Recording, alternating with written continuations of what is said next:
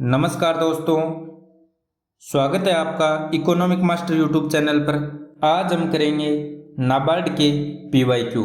नाबार्ड का पूरा नाम क्या है? National bank for agriculture and rural development. शुरुआत करते हैं पहले प्रश्न से। ग्रामीण अवस्थापना विकास फंड हेतु मुख्य वित्त प्रदान करने वाली संस्था है भारतीय रिजर्व बैंक, नाबार्ड, राज्य सहकारी बैंक, लीड बैंक। तो सही उत्तर होगा दोस्तों ऑप्शन बी, नाबार्ड। ग्रामीण अवस्थापना विकास फंड हेतु मुख्य वित्त नाबार्ड प्रदान करता है। नाबार्ड की स्थापना 12 जुलाई 1982 को शिवरामन समिति की सिफारिश पर की गई। इसका मुख्यालय कहाँ पर है? मुंबई में। नाबार्ड का आरबीआई से सीधा संबंध है। नाबार्ड कृषि साख संस्थाओं को एक छत के नीचे लाकर अल्पकालीन, मध्यकालीन और दीर्घकालीन ऋणों की व्यवस्था करता है। और ऐसी व्यवस्था करने वाली यह कौन सी संस्था है? एक शीर्ष संस्था है। यह समन्वित ग्रामीण विकास को प्रोन्नत करने तथा सभी प्रकार के उत्पादन और विनियोग के लिए एक पुनर्वित्त संस्थान के रूप में कार्य करती है। ग्रामीण अवस्थापना विकास फंड RIDF की स्थापना 1 अप्रैल 1995 को नाबार्ड के अंतर्गत की गई। अगला प्रश्न, कृषि साख के क्षेत्र में शीर्ष संस्था है भारतीय स्टेट बैंक, भारतीय रिजर्व बैंक, नाबार्ड, क्षेत्रीय ग्रामीण बैंक। तो सही ऑप्शन होगा दोस्तों ऑप्शन सी, नाबार्ड। अगला प्रश्न, भारत में कृषि पुनर्वित्त प्रदान करने के लिए शिखर स्तर के बैंक का नाम है भारतीय रिजर्व बैंक, राष्ट्रीय कृषि एवं ग्रामीण विकास बैंक, भारतीय स्टेट बैंक, इंपीरियल बैंक। उपयुक्त में से कोई नहीं, उपयुक्त में से एक से अधिक। तो दोस्तों सही ऑप्शन क्या होगा? सही ऑप्शन होगा ऑप्शन बी, राष्ट्रीय ग्रामीण तथा ग्रामीण विकास बैंक यानी नाबार्ड। अगला प्रश्न, नाबार्ड एक शीर्ष वित्तीय संस्था है जो बनी है व्यापार एवं उद्योग विकास हेतु, ग्रामीण बैंकिंग के विकास हेतु, कृषि एवं ग्रामीण क्षेत्रों के विकास हेतु, निर्यात विकास हेतु। सही ऑप्शन क्या होगा? सही ऑप्शन होगा ऑप्शन सी, कृषि एवं ग्रामीण क्षेत्रों के विकास हेतु। अगला प्रश्न, नाबार्ड की स्थापना कब हुई थी? मई 1982, जून 1982, जुलाई 1982, अगस्त 1982। सही ऑप्शन होगा ऑप्शन सी, जुलाई 1982।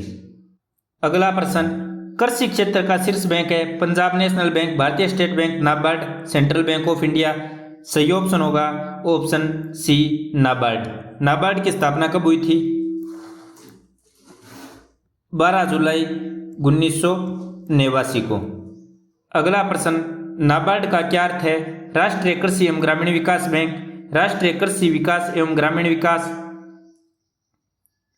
राष्ट्रीय कृषि बैंक एवं ग्रामीण विकास, राष्ट्रीय कृषि बोर्ड एवं ग्रामीण विकास, राष्ट्रीय कृषि एवं ग्रामीण क्षेत्र विकास बोर्ड। सही उत्तर क्या होगा दोस्तों? नाबार्ड का पूरा नाम होता है national bank for agriculture and rural development, अर्थात राष्ट्रीय कृषि एवं ग्रामीण विकास बैंक। ऑप्शन ए राइट होगा। नाबार्ड की स्थापना कब की गई? 12 जुलाई 1989। अगला प्रश्न, शिवरामन समिति की सिफारिश में निम्नलिखित में से किस संस्था की स्थापना की गई? नीति आयोग, राष्ट्रीय कृषि एवं ग्रामीण विकास बैंक, केंद्रीय प्रत्यक्ष कर बोर्ड, भारतीय लघु उद्योग विकास बैंक। सही ऑप्शन होगा दोस्तों ऑप्शन बी, नाबार्ड की स्थापना की गई थी किस समिति की सिफारिश पर? शिवरामन समिति की सिफारिश पर। कब की गई थी? 12 जुलाई 1989 को। किस लिए की गई थी? कृषि एवं ग्रामीण विकास हेतु। अगला प्रश्न, निम्नलिखित में से कौन सा बैंक कृषि एवं ग्रामीण विकास को प्रोत्साहित करता है? HDFC, एक्जिम बैंक, नाबार्ड, बंधन बैंक। सही ऑप्शन होगा दोस्तों ऑप्शन सी, नाबार्ड। अगला प्रश्न, भारत में कृषि के लिए पुनर्वित्त प्रदान करने वाला सर्वोच्च बैंक है RBI, नाबार्ड, LDB, SBI। सही ऑप्शन होगा दोस्तों ऑप्शन बी, नाबार्ड। अगला प्रश्न, निम्न में से नाबार्ड का मुख्यालय कहाँ पर है? नई दिल्ली, चेन्नई, मुंबई, जयपुर। सही ऑप्शन होगा दोस्तों ऑप्शन सी, मुंबई।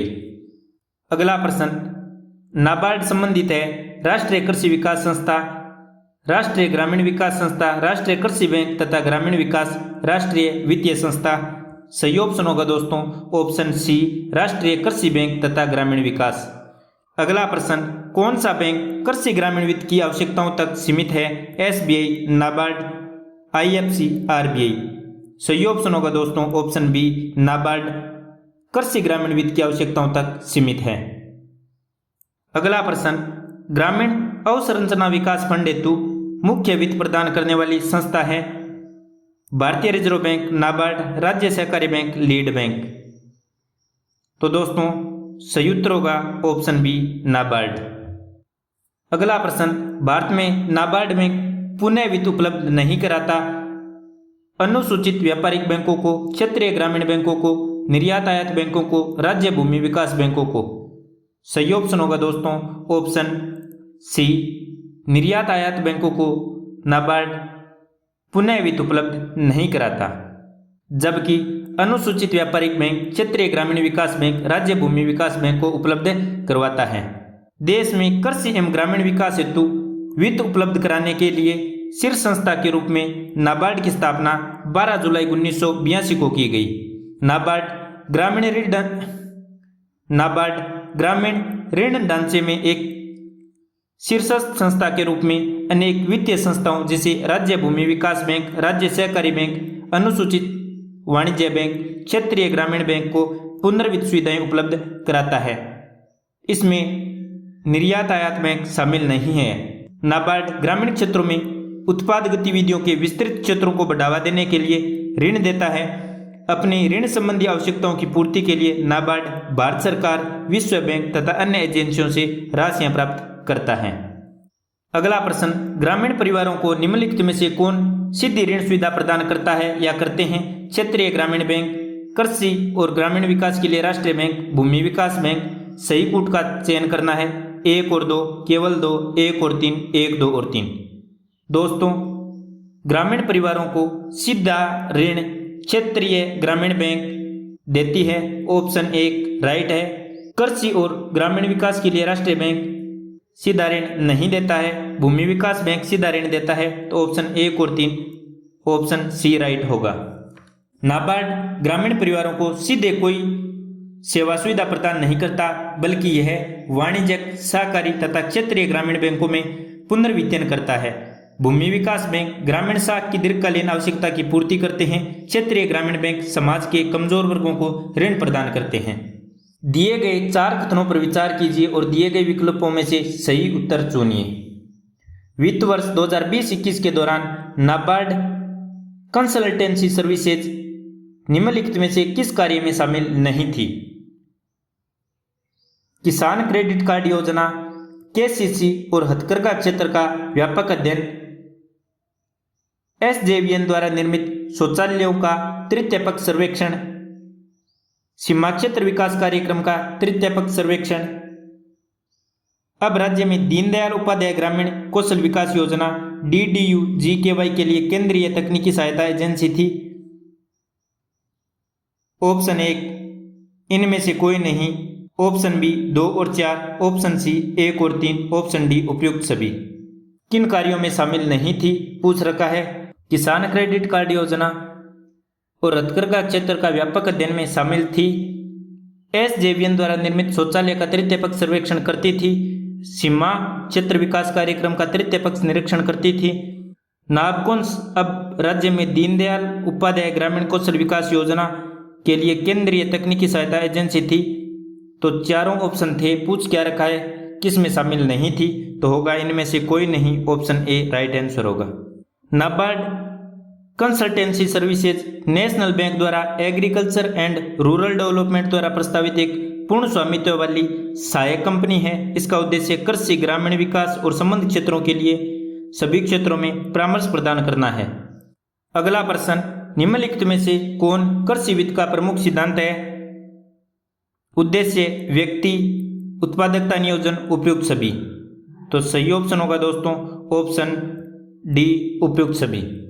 कृषि वित्त ग्रामीण विकास एवं कृषि से संबंधित गतिविधियों से जुड़े कार्यों के संपादन से संबंधित ऐसी वित्त व्यवस्था है जो उसकी आपूर्ति, थोक, वितरण, प्रसंस्करण और विपणन के वित्त पोषण के लिए समर्पित एक विभाग के रूप में जाना जाता है। किसानों की ऋण आवश्यकताओं को निम्नलिखित तथ्यों के आधार पर निर्धारित किया जा सकता है: समय के आधार पर, उद्देश्य के आधार पर। समय के आधार पर लघु अवधि, मध्यम अवधि और दीर्घावधि यानी लंबे समय तक की अवधि के लिए ऋण। उद्देश्य के आधार पर उत्पादक आवश्यकता, खपत की जरूरत और अनुत्पादक आवश्यकता। अगला प्रश्न, भूमि विकास बैंक किसानों को ऋण उपलब्ध कराता है कम अवधि के लिए, मध्यम अवधि के लिए, लंबी अवधि के लिए, केवल भूमि सुधार के लिए। तो दोस्तों सही ऑप्शन होगा ऑप्शन सी, लंबी अवधि के लिए। भारत में कृषि वित्त का सबसे बड़ा स्रोत वाणिज्यिक बैंक है। भूमि विकास बैंक की स्थापना कब हुई थी? 1957 में। अगला प्रश्न, निम्नलिखित कथनों पर विचार कीजिए। कृषि क्षेत्र को अल्पकालीन साख परिदार करने के संदर्भ में जिला केंद्रीय सहकारी बैंक DCCBS अनुसूचित वाणिज्यिक बैंकों एवं क्षेत्रीय व्यापारिक बैंकों की तुलना में अधिक ऋण देते हैं। DCCB का एक सबसे प्रमुख कार्य प्राथमिक कृषि साख समितियों को निधि उपलब्ध कराना है। कौन सा कथन सही है? केवल एक, केवल दो, एक और दो दोनों, न तो एक और न ही दो। सही ऑप्शन क्या होगा? कृषि क्षेत्रों को अल्पकालीन साख परिदार करने के संदर्भ में जिला केंद्रीय सहकारी बैंक अनुसूचित वाणिज्यिक बैंकों एवं क्षेत्रीय ग्रामीण बैंकों की तुलना में अधिक ऋण देती हैं। गलत ऑप्शन है। DCCB का एक सबसे प्रमुख कार्य प्राथमिक कृषि साख समितियों को निधि उपलब्ध कराना है। दो सही है, तो सही होगा ऑप्शन बी, केवल दो। सहकारी बैंक सहकारी समिति अधिनियम के अंतर्गत आते हैं, जो किसके द्वारा विनियमित है? RBI के द्वारा विनियमित है। और बैंकिंग विनिमय अधिनियम 1949 और बैंकिंग कानून सहकारी समितियां अधिनियम 1965 द्वारा शासित है। अगला प्रश्न, निम्नलिखित घटनाओं पर विचार कीजिए और उन्हें कालक्रमानुसार व्यवस्थित कीजिए। नाबार्ड की स्थापना, स्वयं सहायता समूह का बैंक लिंकेज कार्यक्रम, किसान क्रेडिट कार्ड योजना यानी KCC की योजना, क्षेत्रीय ग्रामीण बैंक की स्थापना। सही कूट 4123 4231 1234 4321। दोस्तों नाबार्ड की स्थापना कब की गई थी? 1982, 12 जुलाई 1982 को। स्वयं सहायता समूह का बैंक लिंकेज कार्यक्रम 1992 को शुरू किया गया। KCC योजना 1998 को शुरू की गई। और क्षेत्रीय ग्रामीण बैंक की स्थापना 2 अक्टूबर 1975 को शुरू की गई। तो सबसे पहले क्या आएगा? 4 नंबर। फिर क्या आएगा? 1 नंबर। तो सही ऑप्शन होगा ऑप्शन ए।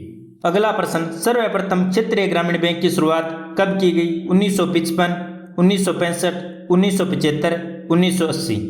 दोस्तों सर्वप्रथम क्षेत्रीय ग्रामीण बैंक की स्थापना 2 अक्टूबर 1975 को की गई थी। तो सही ऑप्शन होगा ऑप्शन सी। क्षेत्रीय ग्रामीण बैंक की स्थापना किस आयोग की सिफारिश पर की गई? RG सरैया आयोग की संस्तुति पर। क्षेत्रीय ग्रामीण बैंक में केंद्र सरकार, राज्य सरकार तथा प्रवर्तक बैंक का पूंजी अनुपात कितना होता है? 50:15:35 होता है। इनकी स्थापना दूर दराज के ग्रामीण क्षेत्रों के उन लोगों को बैंकिंग सुविधा पहुंचाने के उद्देश्य से की गई जहां पर बैंकिंग सुविधा उपलब्ध नहीं है। यह कमजोर वर्गों के लोगों को रियायती दर पर संस्थागत ऋण उपलब्ध कराता है। क्षेत्रीय ग्रामीण बैंक सिक्किम व गोवा के अलावा सभी राज्यों में कार्यरत है। क्षेत्रीय ग्रामीण बैंक के संबंध में गठित किए गए कार्यकारी दल यानी केलकर समिति की सिफारिशों को ध्यान में रखते हुए अप्रैल 1987 के बाद कोई नया बैंक नहीं खोला गया। 31 मार्च 2013 को इन बैंकों की संख्या 64 रह गई एवं मार्च 2015 तक इन बैंकों की संख्या 55 रह गई। वर्ष 2019 में 45 थी और फरवरी 2021 तक इसकी संख्या 43 रह गई। दोस्तों नाबार्ड के PYQ में इतना ही। अगले वीडियो में मिलेंगे हम नए टॉपिक के PYQ के साथ। यदि आपने चैनल सब्सक्राइब नहीं किया है तो सब्सक्राइब कर लीजिए, अपने दोस्तों को शेयर कीजिएगा। धन्यवाद। जय हिंद, जय भारत।